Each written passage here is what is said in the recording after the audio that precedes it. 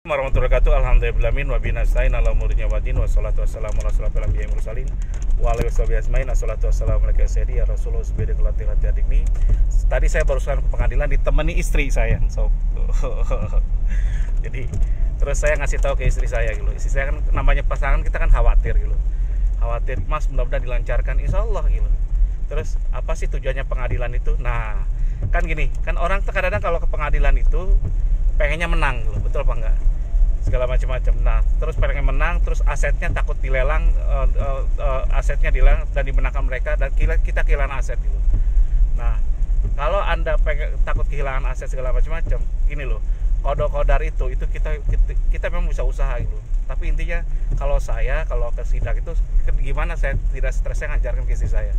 Jadi saya tadi gini, saya untuk ke sidang ini bukan saya pengen menang, bukan gitu. Saya ngejalankan proses kehidupan itu. Urusan menang, kalau saya pengen menang itu urusannya kadang-kadang anggaplah saya sekarang kalau kalah itu kehilangan aset seharga 3 miliar 3,5 miliar gitu. Saya rugi sekitar 2-3 miliaran gitu. Nah, kita kan wah, gimana kalau kita kalah, berarti kan villa kita gak bisa kita bisa miliki lagi. Salah, sob.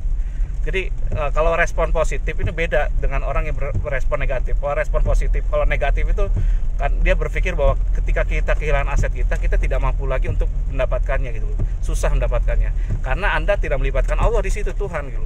Coba kalau Anda melibatkan Allah sebagai pemilik alam dan jiwa kita ada di tangannya, pemilik langit kan kita Robbana lakal hamdu bil samawati wa milul ardi wa milul ma syi'ta min syai'in ba'du gitu. Kita kan setiap sholat kita baca gitu, pemilik langit dan bumi dan apa yang ada di sisinya di dalamnya gitu. Jadi kalau kita udah pasrahkan semua, kita nggak takut gitu. Nah, kalau respon negatif seperti itu, kenapa orang banyak takut? Karena dia takut kehilangan aset gitu. Dan dia kayak ini kan rumah satu-satunya saya kehilangan segala macam-macam. Kalau memang udah hilang ya udah, mau diapain lagi gitu loh. Yang penting kita cari uangnya gitu loh. Jadi kalau kehilangan, jadi jangan berpikir tentang kehilangannya. Yang penting kalau kita masih dikasih kesehatan, kasih kehidupan, kasih hidup, kita cari positifnya aja. Cari ini, mau ke hotel dulu atau ke rumah dulu? Hotel dulu, ya udah. Jadi kita cari positifnya aja gitu. Nah, kalau kita pikir positifnya, insya Allah Allah akan ganti. Nah, saya gitu tadi. Saya doa ke Allah, ya Allah, sekiranya saya menang, ya Allah, alhamdulillah, Engkau berikan kemenangan. Tapi mohon hapuskan saya dosa riba gitu.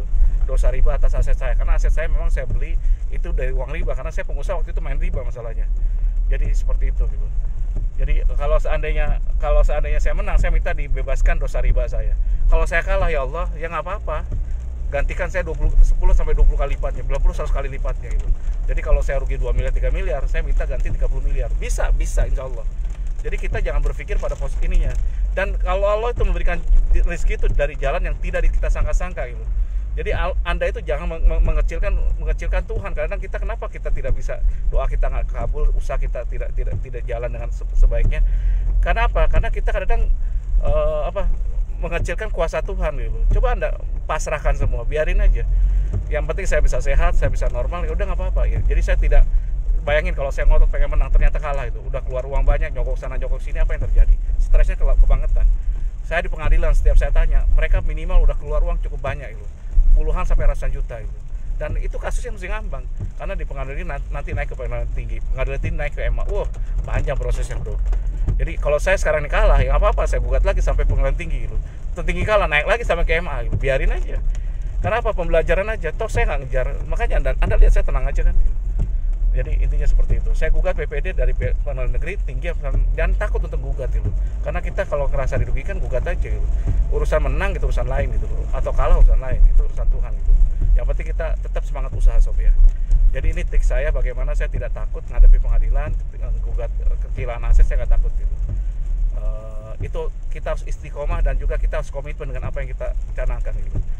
Jadi kalau prosesnya kita udah salah, sudah main nyogok segala macam-macam, sampai hasilnya pun akan salah gitu. Meskipun kelihatan enak gitu, tapi keberkahannya nggak ada, sob. Saya pengen sekarang saya memurnikan benar apa yang saya dapat itu dari hasil tangan saya sendiri. Demikian dari saya. Kalau salah banyak salahnya, kalau kurang banyak kurangnya. Wabillahi taufiq wal hidayah. Wassalamualaikum warahmatullahi wabarakatuh.